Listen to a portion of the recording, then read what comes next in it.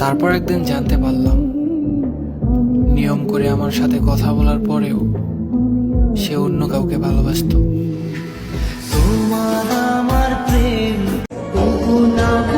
কখনো কখনো মানসিক শান্তি পাওয়ার জায়গাগুলো এতটাই অশান্তির হয়ে উঠেছে যা কাউকে বলা যায় না। মনে হয় অনেকটা দূরে গিয়ে কয়েকটা দিনের জন্য হলেও জীবনকে মুক্তি দেওয়া প্রয়োজন। এই ব্যস্ত পরিবেশে শ্বাস নেওয়া যাচ্ছে না আর। মনে হয় যেখানে তাকাচ্ছি সবাই আমার উপর বিরক্ত, হতাশ। কিন্তু এই হতাশার পিছনে আমি দায়ী না পুরোপুরি। আমার জীবন সম্পর্কে তো আমি লিখিনি, এটা কিভাবে বোঝাই মানুষকে? আমার খুব দেখতে ইচ্ছা করে যে পাইছে আপনার। আমার খুব দেখতে মনে লয় এই দুনিয়ায় ভাগ্যবান মানুষ দেখতে কেমন হয়।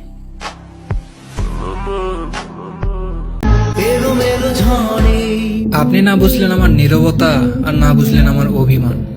মনের মধ্যে একটা প্রশ্ন জাগে, সত্যি কি আপনি আমাকে কখনো ভালোবেসেছিলেন? মানুষ কি তার ভালোবাসার মানুষটাকে এত সূক্ষ্মভাবে অবহেলা করতে পারে? আপনি অতি যত্ন সহকারে আমাকে ভালোবাসা শিখিয়েছেন, আপনার মায়ায় বেঁধেছেন, কিন্তু আপনি আমাকে ভালোবাসেননি। আপনাকে হারানোর ভয় পেতে পেতে অবশেষে আপনাকে হারিয়েই ফেললাম। আপনাকে আমি ভীষণ ভালোবাসি, তাই আপনাকে তো আর অভিশাপ দিতে পারবো না। তবে বলবো, ভালো থাকুক আমার ভালোবাসা। এত অল্প বয়সে জীবন থেকে মানসিক শান্তি হারিয়ে যাবে কোনো কল্পনাও করি নাই।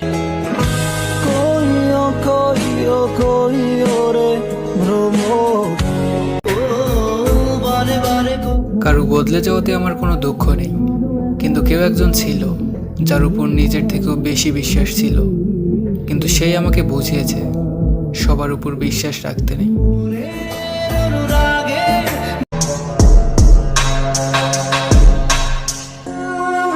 গাছের ফুল গাছেই মানায়, হাতে না। আর ভালোবাসা সে তো বড় লোকের সাথে মানায়, গরিবের সাথে না।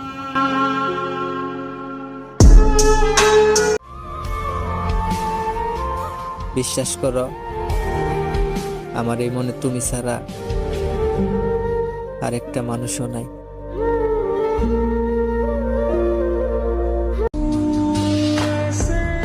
দুনিয়াতে কত মানুষ, কিন্তু আমাকে বোঝার মতো একটা মানুষই পাইলাম না।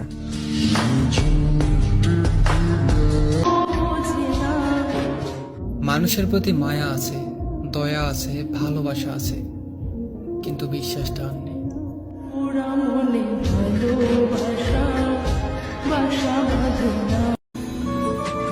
কষ্ট তো তখনই হয়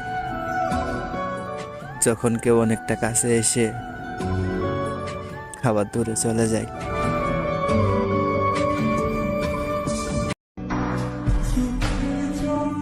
খুব ইচ্ছে করে আমার তোমাকে জড়িয়ে ধরে বলি, তোমাকে ছাড়া আমি ভালো নেই।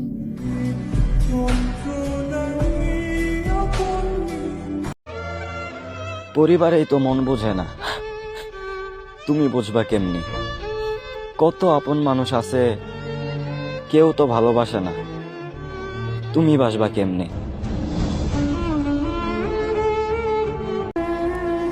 যদি আমাকে ছেড়ে দিয়ে তুমি সুখে থাকো তাহলে অভিযোগ কিসের?